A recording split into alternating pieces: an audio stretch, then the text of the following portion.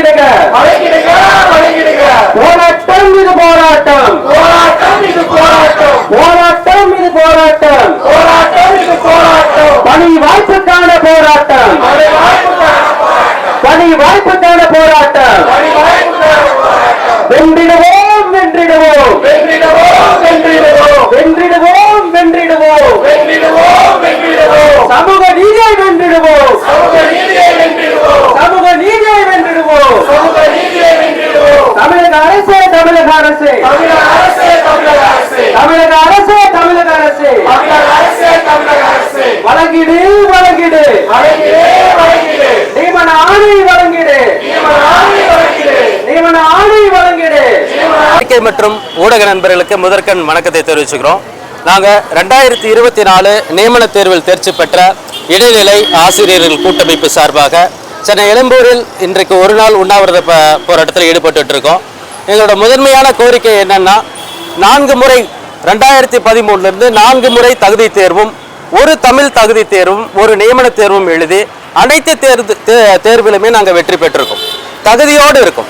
உச்சநீதிமன்றம் சமீபமாக அறிவித்த தகுதியுள்ள ஆசிரியர்களுக்கு நீங்கள் காலி பணியிடங்களை கொடுக்கணும்னு சொல்லியிருக்காங்க. சென்னை உயர்நீதிமன்றம் சொல்லியிருக்கு, தற்காலிக ஆசிரியர் முறையை முற்றிலுமாக நீக்க வேண்டும், அது மிகப்பெரிய ஆபத்து என சொல்லியிருக்கு. மேலும் இந்த நியமன தேர்வு அரசாணை 149 அடிப்படையில் தான் நடைபெற்றுச்சு. எனவே நியமன தேர்வில் தேர்ச்சி பெற்ற அனைவருக்கும் அனைத்து காலி பணியிடங்களும் நிரப்பி தர வேண்டும் என பணியோடு தமிழக அரசை நம்ம கேட்டிருக்கிறோம். குறிப்பா இப்போ 20,000க்கும் மேற்பட்ட, அதாவது 13 வருஷத்துல ஒரு போஸ்ட் கூட போடலை. மதிப்புக்குரிய பத்திரிகையாளர்கள்ட்ட நாங்கள் கேட்டுக்கிற ஒரே ஒரு தாழ்மையான வேண்டுகோள் என்னன்னா, 13 வருஷமா நாங்கள் போராடிட்டு இருக்கோம் ஒரு துறையில, அதாவது அரசோட அடிப்படை இருமொழி கொள்கையின் அடிப்படை 1 to 5 எஜுகேஷன் தான். அந்த 1 முதல் 5 வரை இருக்கிற குழந்தைகளுக்கு தமிழும் ஆங்கிலமும், அதாவது இருமொழி கொள்கையில் அடிப்படையில் இருக்கக்கூடிய இந்த அரசு தமிழும் ஆங்கிலம் வழியில தான் இருக்கு. அந்த 1 to 5 ஸ்கூலுக்கு கிட்டத்தட்ட 13 வருஷமா ஒரு போஸ்ட் கூட ஏன் போடலைங்கிற ஒரு முதன்மையான கேள்வியையும், 2025ல் 2400 போஸ்ட் மட்டும் தான் போட்டிருக்கு, அது சாதனையாக சொல்லப்படுது. ஆனால் 13 வருஷமா ஒரு துறையில 2400 போஸ்ட் தான் சாதனையா அப்படிங்கிற கேள்வியை நாங்கள் முன்வைக்கிறோம். மேலும் தற்காலிக ஆசிரியர்கள், அதாவது தமிழ்நாடு முழுவதும் ஸ்கூல் மேனேஜ்மெண்ட் கமிட்டி மூலியமா கிட்டத்தட்ட 14,000க்கு மேல தற்காலிக ஆசிரியர்கள் இருக்காங்க. ஒரே ஒரு கேள்வி தான் நாங்கள் கேட்கிறோம், தகுதியுள்ள ஆசிரியர்கள் நாங்கள் இருக்கும்போது தற்காலிக ஆசிரியர் எதற்கு அப்படின்னு சொல்லி நாங்கள் கேட்கிறோம். தற்காலிக ஆசிரியரை நீக்க வேண்டும் என உயர்நீதிமன்றம் அறிவுறுத்தி இருக்கு. மேலும் தொடர்ந்து 4 வருஷமா தற்காலிக ஆசிரியர் ஃபாலோ பண்ண வேண்டிய அவசியம் இல்லை. அடிப்படையில் கோவிட் சிச்சுவேஷன் வரும்போது அன்னைக்கு தற்காலிக ஆசிரியர் முறை தேவைப்பட்டது. ஆனால் இன்று தகுதியுள்ள 21,000 பேர் நாங்கள் இருக்கோம். தகுதி தேர்வு எழுதியிருக்கோம், தமிழ் தகுதி தேர்வு எழுதியிருக்கோம், நியமன தேர்வு எழுதியிருக்கோம். இப்படி இத்தனை தேர்வு எழுதி வயசு 40-45 கடந்துட்டோம். இது மிகப்பெரிய சமூக அநீதியா நாங்கள் பார்க்கிறோம். இந்த சமூக அநீதிகளை மீட்க வேண்டும் என்பதுதான் நோக்கத்தின் அடிப்படையில் சமூக நீதி மீட்பு போராட்டத்தை நாங்கள் முன் வச்சிருக்கோம். அரசுகிட்ட இதுவரைக்கும் 20,000க்கு மேல மனுக்கள் கொடுத்திருக்கோம். இந்த மனுக்களுக்கு அடுத்த கட்ட நடவடிக்கைகளாக அமைச்சர் 10,000க்கு மேல போஸ்டிங்ஸ் போறதுக்கு எங்களுக்கு கனவு இருக்கு, ஆனா நிதி சூழல் சரியில்லை அப்படின்னு சொல்றாரு. ஒருவேளை சமுத்திர சிக்ஷா அடிப்படையில 2300 கோடி விடுவித்தால் எங்களுக்கு பணி வாய்ப்பு வழங்கப்படுமான்ற கேள்வியை தயவு கூர்ந்து தோழர்களாக நீங்கள் எங்களுக்கு கேட்டு நீங்க அதுக்கான விடை கொடுக்கணும்னு சொல்லி கேட்டுக்கிறோம். மேலும் இதுல பாதிக்கப்பட்டிருக்கக்கூடிய ஆசிரியர்கள் பெரும்பாலும் 80% பெண்கள். 2013ல இருந்து இப்போ வரைக்கும் அவங்களுக்கு இருக்கக்கூடிய கால சூழ்நிலை, பொருளாதார சூழ்நிலை, உடல்நிலை இதெல்லாம் கருத்தில் கொள்ளாம எந்த தேர்வு வச்சாலும், எத்தனை முறை புத்தகத்தை நீங்க மாத்தினாலும் அத்தனை சிலபஸ்க்கும் அடாப்ட் ஆகிட்டு அத்தனை எக்ஸாம்லையும் பாஸ் பண்றாங்க. இதை விட இன்னும் என்ன தகுதி எதிர்பார்க்குறீங்க? ஒவ்வொரு தேர்வுக்கும் ஒவ்வொரு சிலபஸ், ஒவ்வொரு முறையும் புக்கு மாற்றப்படுது. எல்லா புக்கையும் படிச்சிருக்கோம், எல்லா சிலபஸையும் அட்டன் பண்ணி இப்போ வரைக்கும் எங்களை குவாலிஃபைடுன்னு காட்டியிருக்கோம். இதுக்கு மேல தகுதியை காட்டணும்னா நாங்கள் வேற வெளிநாட்டில் போய் தான் தேர்வை நாங்கள் எழுதணும். இப்போ நீட் எக்ஸாம் மிகப்பெரிய கொடுமைன்னு சொல்றாரு மதிப்புக்குரிய சபாநாயகர் அவர்கள். இந்த தகுதி தேர்வு நீட் எக்ஸாம் விட கொடுமையான எக்ஸாம்னு சொல்றாரு. அப்போ நீட்டை விட கொடுமையான தகுதி தேர்வை எங்களுக்கு 4 முறை நடத்தப்பட்டிருக்கு. அப்போ 4 முறை நாங்கள் கொடுமைக்கு உள்ளாக்கப்பட்டிருக்கோம். ஏற்கனவே பணியில் உள்ள ஆசிரியர்களுக்கு தேர்வு வைப்பது அப்படின்றது உச்சநீதிமன்றத்தில் வழிகாட்டுதல். அந்த ஏற்கனவே பணியில் உள்ள ஆசிரியர்களுக்கு ஒரு முறை தேர்வு நடத்துவதே அநீதி என்றால் பணியே கொடுக்காம 13 வருஷமா நாங்க பணியே இல்லாம 4 முறை 5 முறை தேர்வு நாங்க எழுதணும். எத்தனை தேர்வு நாங்க எழுதணும்? இன்னும் நாங்க எப்படி நான் நிரூபிக்கிறது? மிக கொடூரமான தேர்வுன்னு நீங்களே சொல்றீங்க. அரசே சொல்லுது நீட்டை விட கொடுமையான தேர்வு தகுதி தேர்வுன்னு. அந்த 4 முறை தகுதி தேர்வு எழுதியிருக்கும். ஒரு டிஆர்பியோட NCT ரூல் சொல்லுது, 2009 கல்வி சட்டம் சொல்லுது ஒரு ஆண்டுக்கு 2 முறை தகுதி தேர்வு நடத்தணும்னு சொல்லிட்டு. அப்படி பார்த்தா 13 வருஷத்துல 26 தகுதி தேர்வு நடத்திருக்கணும். 26 முறை நியமன தேர்வு நடத்திருக்கணும். ஒரு முறை கூட நியமன தேர்வு நடத்தல. 149 GO படி தான் நியமன தேர்வு நடத்துறீங்க. ஓகே, இப்போ தேர்தல் அறிக்கை 177ல ஆட்சிக்கு வருவதற்கு முன்பு மாண்புமிகு முதலமைச்சர் அவர்கள் நீலகிரியில் சொல்றார் 15,000க்கு மேல காலி பணியிட இருக்குன்னு. எப்போ? 2020ல சொல்றாங்க. இப்போ 5 வருடம் கூடுதலாயிருச்சு. ஆட்சி முடிய போகுது. ஒரு வருஷத்துக்கு 1000 போஸ்ட் இன்க்ரீஸ் ஆயிருந்தாலும் இன்னைக்கு 20,000 காலி பணியிடம் இருக்குன்னு அர்த்தம். அப்போ 20,000 காலி பணியிடங்கள் இருக்க 2,400 காலி பணியிடங்கள் நியாயமா? இது இந்த கேள்வி நாங்க வைக்கிறோம். ஸோ எங்களுக்கு தற்காலிக ஆசிரியர் முறையை முழுவதும் நீக்க வேண்டும். 177ல் நீங்கள் அறிவித்த 20,000 காலி பணியிடங்களை குறைந்தபட்சமாக நிரப்ப வேண்டும். அது மட்டும் இல்லாம இன்னைக்கு இருக்கக்கூடிய 149 GO பயன்படுத்தி இந்த தேர்வை எழுதுனவங்க கிட்டத்தட்ட 1.5 லட்சம் பேர். இந்த தேர்வு எழுதுனவங்க இப்போ 1.5 லட்சம் பேர். ஆனா 2013 காலகட்டத்தில் டெட்னு ஒரு தேர்வு வருது, நாமளும் ஆசிரியர் ஆயிடலாம்னு சொல்லிட்டு 3 லட்சம் பேர் அப்ளிகேஷன் போட்டாங்க. 3 லட்சம் பேர் அப்ளிகேஷன் போட்ட ஒரு எக்ஸாம்ல இன்னைக்கு 2.5 லட்சம் டீச்சர் காணாம போயிட்டாங்க. 2.5 லட்சம் டீச்சர் இந்த ஃபீல்டை விட்டு வெளியே போயிட்டாங்க. ஒரு டீச்சர் எந்த தொழில் பண்றவங்க வேணாலும் இந்த ஃபீல்டை விட்டு வெளியே போகலாம். ஆனா ஆசிரியருங்கிற அரப்பணிக்குள்ள ஒரு தொழிலிருந்து ஒருத்தர் வெளியே போறாங்கன்னா எவ்வளவு விரக்தி அடைஞ்சு அவங்க வெளியே போவாங்கன்னு நீங்க யோசிக்கணும். இந்த சமூக அநீதிக்கு உள்ளாக்கப்பட்டுள்ள இந்த ஆசிரியர்களை, அதாவது 1 to 5ல இருக்கிற ஆசிரியர்களுக்கு ஒரு நீதி கிடைக்க வேண்டும் அப்படின்ற ஒரு அடிப்படையில தான் எங்களை வலியுறுத்தி எங்களை நீங்க கன்சிடர் பண்ணணுங்கிற பார்வையில தான் இந்த போராட்டத்தை முன்னிறுத்திருக்கோம். என்னோட பேர் பார்த்திபன், இந்த கூட்டமைப்போட மாநில தலைவராக இருக்கேன். தேர்தலில் இதோட வெளிப்பாடு தேர்தலில் வரக்கூடிய அவங்க ஒவ்வொரு கிட்டத்தட்ட 2016ல் ஒரு மேனிஃபெஸ்டோ அறிவிச்சாங்க. அதில் நாங்கள் ஆட்சிக்கு வந்தால் பண்ணுறோம் நாங்கள், ஆனால் வரல. 2021ல் அறிவிச்சாங்க. மீண்டும் நாங்கள் தேர்தல் அறிக்கையை நம்ப தயாராக இல்லை. இப்போ ஏற்கனவே ஹைகோர்ட்டில் தீர்ப்பு பார்த்தீங்கன்னா டெட் எக்ஸாம் எழுதி இருக்கிற ஆசிரியர்கள் எழுதாமல் நிறைய ஆசிரியர்கள் இருக்காங்க, அவங்களுடைய பணிக்கு பாதுகாப்பு இருக்குன்ட்டு ஹைகோர்ட் சொல்லுது.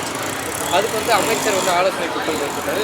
ஆலோசனை கூட்டத்தில் நாங்கள் இதுக்கு எதிரான வழக்கை உயர்நீதிமன்றத்தில் போகிறோம், உச்சநீதிமன்றத்தில் போகிறேன்னு இருக்கிறாரு. உச்சநீதிமன்றத்தில் போய் அதுக்கான முறை செய்கிறேன்னு இருக்காரு. இப்போ நீங்கள் எக்ஸாம்லாம் எழுதி பாஸ் பண்ணியிருக்கீங்க, பாஸ் பண்ணி உங்களுக்கான இதில் இருந்தீங்க அமைச்சர். ஏற்கனவே பணியில் உள்ள ஆசிரியர்களுக்கு அவர்களெல்லாம் ஆசிரியர்கள், நாங்கள் அவங்களை அரவணைப்போம், பாதுகாப்பாக இருப்போம் என்று சீராய்வு மனு போட்டிருக்காங்க. ஏற்கனவே பணியில் உள்ள ஆசிரியர்களுக்கு சீராய்வு மனு போடும்போது 13 வருஷமா தேர்வு எழுதியிருக்கிற நாங்களும் ஆசிரியர்கள் தான், எங்களையும் நீங்க ஆசிரியர்கள் சொல்லி அழைக்க வேண்டும். சீராய்வு மனு கூட போட தேவையில்லை. எங்களை நீங்க நாங்கள் அந்த தீர்ப்பை நாங்கள் எப்படி பார்க்குறோம் அப்படின்னா, இன்னைக்கு ஆசிரியர்கள்ன்றவங்க மாணவர்களுக்கு அறிவுரை வழங்குறவங்களாகவும் பேக் போனாகவும் இருப்பாங்க. ஒரு காலாண்டு தேர்வு வருது, ஒரு முள்ளாண்டு தேர்வு வருது, இல்லை போட்டித் தேர்வு வருது, இல்லை ஒரு நீட் தேர்வு வருதுன்னா ஒரு டீச்சர் தான் ஒரு மாணவர்களுக்கு சப்போர்ட்டாக இருப்பாங்க. பயப்படாதப்பா, அந்த தேர்வு ஒன்றும் இல்லை, நீ படித்த சிலபஸ்லேருந்து தான் வரும், நம்மளோட ஸ்டேட் சிலபஸ்லேருந்து தான் வருது, பயப்படாத, நிறைய டெஸ்ட் வச்சுருக்கேன் அப்படின்னு சொல்லிட்டு ஒரு டீச்சர் மாணவனுக்கு சப்போர்ட்டாக இருக்கணும், தேர்வுக்கு அஞ்சக்கூடாதுன்னு சொல்லிட்டு. ஆனால் இப்போ அப்படியே ஆப்போசிட்டாக இருக்குது. ஏன் ஆசிரியர்கள் அச்சப்பட வேண்டும்? ஆசிரியர்கள்ன்றவங்க பள்ளிக்கூடத்தில் கல்வியை தான் கற்றுக் கொடுத்துட்டு இருந்தோம், அந்த தலைமை வேலையெல்லாம் யாரும் செய்யலை. எனவே வயது மூப்பு பெரிய காரணம் தான். கண்டிப்பாக எங்களுக்கும் அதில் மன உளைச்சல் இருக்கு. எங்களுக்கு முதல் முறையாக ஒரு தகுதி தேர்வு வச்சு இப்போ வரைக்கும் 4 தகுதி தேர்வு எழுதி நியமன தேர்வு எழுதும் போது யாரும் எங்களுக்கு குரல் கொடுக்கல. அந்த தேர்வு அநீதி, இந்த மாதிரி இவங்களுக்கு எக்ஸாம் வைக்கக்கூடாது, அவங்க டீச்சர் ட்ரைனிங்னு ஒன்று படித்து டீச்சர் ட்ரைனிங்கில் 6 மாதம் ட்ரைனிங் எடுத்து அதுக்கப்புறம் தான் இந்த எக்ஸாமை பாஸ் பண்ணியிருக்காங்க. ஸோ ஒரு தேர்வு வைக்கும்போது கூட யாரும் இந்த குரல் கொடுக்கல. இந்த சமயத்தில் ஆசிரியர்களை அலட்சியப்படுத்தக்கூடாது, இந்த தேர்வு எதிர்கொள்ள வேண்டும். நீங்கள் டெய்லி கற்றுக் கொடுக்குற சிலபஸ்லேருந்து தான் கொஸ்டின் எடுக்க போகிறாங்க. அதுவும் இல்லாமல் சில ஆசிரியர் கூட்டமைப்புகள் 2 ஆண்டுகள் நீங்கள் கேட்டிருக்கீங்க, 6 முறை எங்களுக்கு வாய்ப்பு கேட்டிருக்கீங்க. 6 முறை மட்டும் இல்லை, 60 முறை கூட நீங்கள் வாய்ப்பு தரலாம், தப்பே இல்லை. ஏன்னா அவங்களுக்கு அத்தனை சூழல் வந்து இருக்குது, வயது சூழல் இருக்கலாம், நிறைய அவங்களோட நிலைகள் வேற நிலைகள் இருக்கலாம். எனவே எங்களுக்கு எந்த மாதிரி தேர்வு நடத்தி தகுதியுள்ள ஆசிரியர்களை எதிர்பார்க்குறீங்களோ அதுபோல் அவர்களுக்கும் சரியான முறையில் தேர்வு நடத்தி எத்தனை 3 பேரும் நடத்தணும், தப்பு இல்லை, சரியான தேர்வு நடத்தி அவர்களோட தகுதியை வந்து அப்டேட் பண்ணிக்கணும். இன்னைக்கு சாதாரணமாக ஒரு மொபைல் ஆப்புக்கே அப்டேட் கேட்குது. ஏன் ஆசிரியர்கள் அப்டேட் ஆகக்கூடாது? நாங்கள் மட்டும் தொடர்ந்து வேலையே இல்லாமல் நாங்கள் வந்து பலியாடாக இருக்கோம். நாங்கள் வந்து ஒரு பலியாடாக இருக்கோம். தொடர்ந்து தேர்வை வைக்கிறாங்களே, சாம்பிளாக இருக்கக்கூடிய மனிதர்களா, சாம்பிள் பீப்புள்ஸா நாங்களும் மனிதர்கள் தான். நாங்களும் அதே குவாலிஃபைட் டிகிரி தான் படிச்சிருக்கோம், அதே தேர்வை தான் எழுதியிருக்கோம். எத்தனை முறை தகுதியை நிரூபிக்க வேண்டும்? ஒவ்வொரு தேர்தலுக்கு தகுதியை நிரூபிச்சுட்டே இருக்கணுமா? அனைத்து கிட்டத்தட்ட பார்த்தீங்கன்னா தமிழ்நாடு முழுவதும் 20,000 மனுக்கள் கொடுத்துருக்கோம். அனைத்து மாவட்ட கலெக்டரையும் ஒரு முறைக்கு இருமுறைக்கு பல முறை சந்திச்சிருக்கோம். சிஎம் அவர்களை சந்திச்சிருக்கோம், டெபுட்டி சிஎம் அவர்களை சந்திச்சிருக்கோம், மாண்புமிகு கல்வித்துறை அமைச்சரை சந்திச்சிருக்கோம். பத்திரிகையாளர்கள் நண்பர்கள்ட்ட ஒரே ஒரு கொஸ்டின் தான் நான் வந்து வேண்டுகோளாக இருக்கு.